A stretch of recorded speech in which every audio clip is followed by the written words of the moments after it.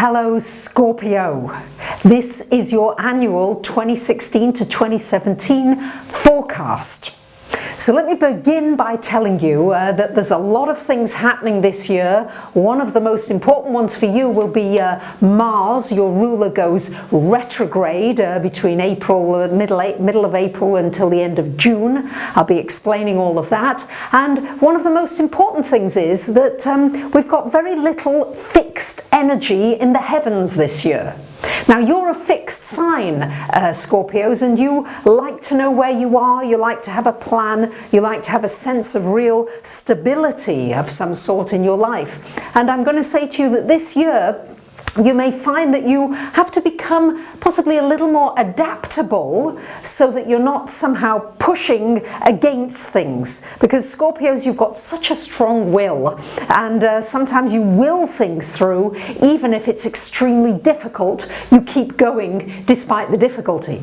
And what I'm saying to you is that with so much mutable and cardinal energy, especially the mutable energy, you could have a much easier year if you choose it, because the aspects are really rather flowing. A lot of easier things coming in this year, and it's going to be a question of whether you are ready to go with those vibrations.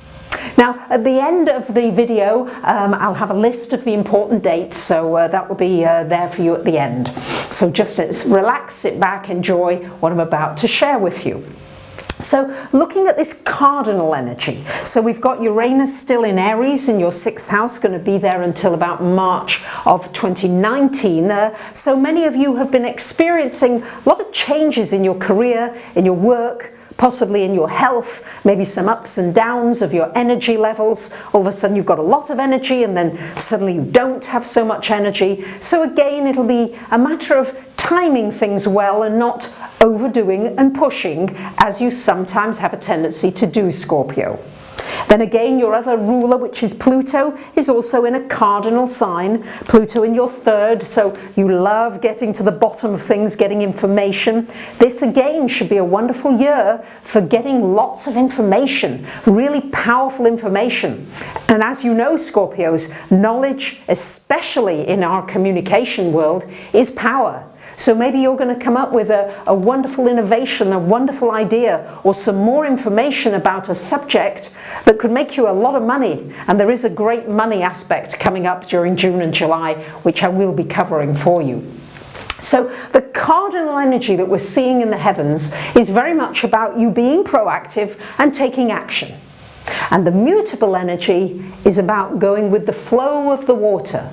When I think of Scorpio, I often think of an iced lake. Yes, there's ice on the top of it, so it's peaceful. You wouldn't know what's going on underneath. And yet some of the lakes are so deep, and underneath that black, murky water, there's a whole new world of things going on. And that's how I see Scorpio.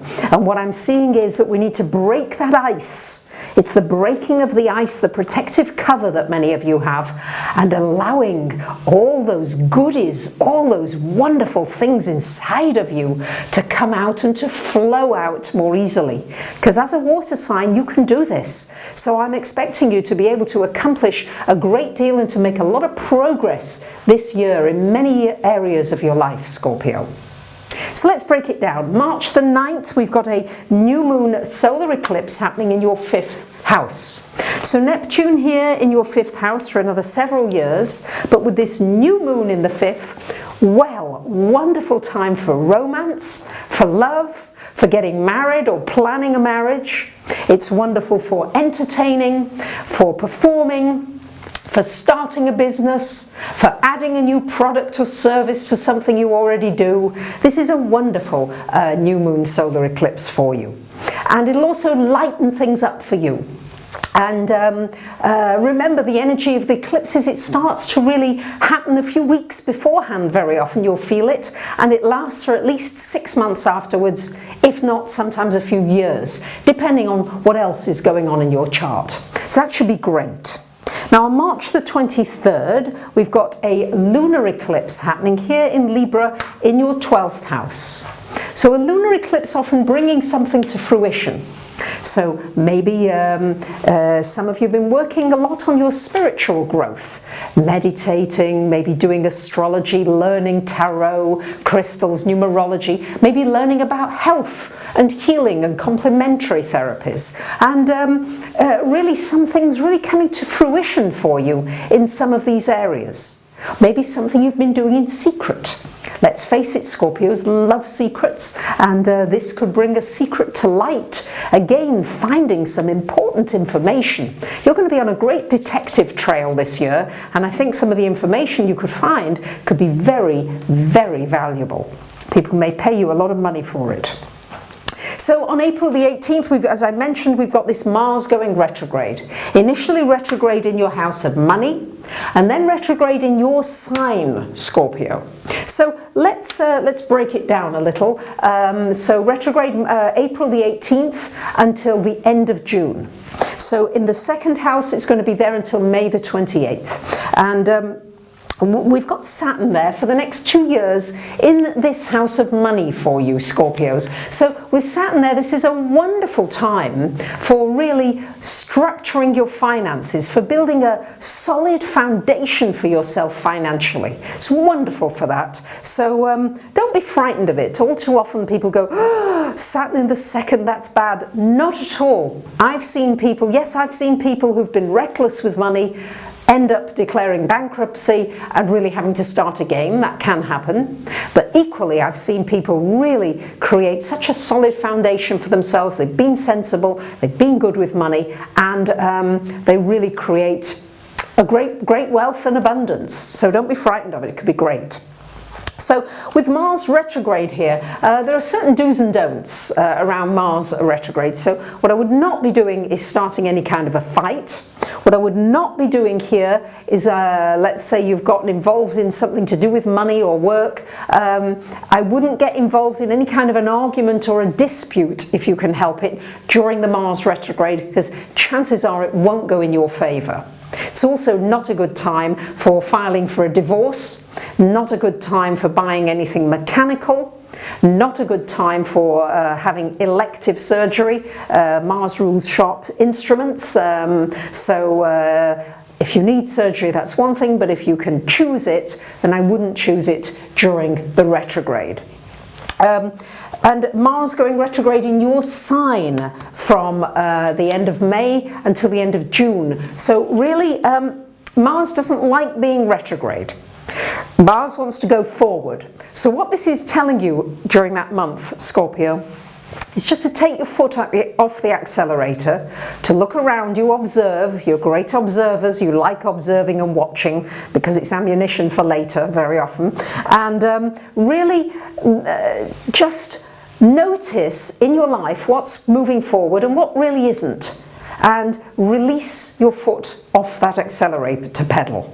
Don't feel as though you've got to push ahead, just back off a little during that retrograde. Once it goes direct again, it's still in your sign, Mars, and then you're moving forward. Then it's going to be great for you, Scorpio. So July onwards, you should get a real boost of energy. I wouldn't start new projects, but I would refine and renovate and redefine existing ones. Between May and October, we've got a square aspect happening between Saturn and Neptune. So a square always gives a certain discomfort, often, wanting to resolve it. And Saturn and Neptune are such different energies. Saturn wants stability, so you're kind of looking for stability in your finances. And many of you may be running your own business or doing something of your own, and maybe there isn't that kind of stability. Maybe the Neptune's saying, well, let's just let go of it, but I'm still going to follow my soul and my heart. I'm going to be sensible as well, but I'm going to follow that dream as well. So it's about balancing these energies. I see Neptune very much flying off into the dream world, and Saturn very grounded into the world, into the earth energy. So it's just about balancing those two, and then you should find that that square won't have too much of a difficult effect on your life. June and July, as I said, we've got a great trine happening between Jupiter and Pluto. And Jupiter and Pluto are such powerful planets when they come in positive aspect together. Warren Buffett, Bill Gates, they've got them in conjunct aspect in their charts. And of course, they've made potloads of money. So I've seen people make lots of money during this aspect. For you here, this could be some very wonderful friends working in a team, working in a group. It could be some recognition worldwide for something you do, taking something you do internationally. Also doing something on a humanitarian basis that could be very deeply satisfying for you, really feeling as though you're contributing in a really solid way. September the 1st, we've got a solar eclipse, new moon solar eclipse happening in Virgo, and we do have Jupiter until September the 9th also in this 11th house for you. So the 11th house, Scorpios, is very much about your friends. There should be more friends coming into your life if you want that this year. More of a social life, more interaction with all kinds of weird and wonderful people.